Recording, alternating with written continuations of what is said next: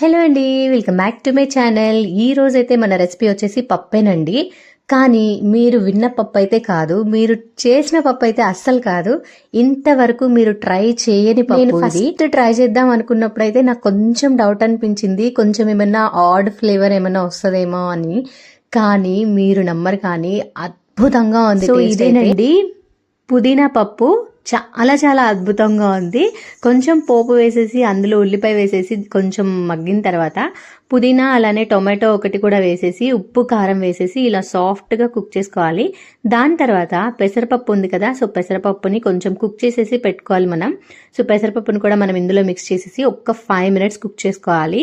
So కొంచెం నెయ్యి, అందులో ఒక హాఫ్ చెక్క నిమ్మరసం అండి. సో మీకు ఇంకా ఎక్కువ పులుపు కావాలంటే ఒక ఫుల్ నిమ్మకాయ వేసేసుకోవాలి. ఒకసారి బాగా మిక్స్ చేసేసి ఒక 2 minutes మూత పెట్టి మగ్గిస్తే చాలా టేస్టీగా ఉండే పుదీనా పప్పు అయితే రెడీ అయిపోయింది. Must try recipe.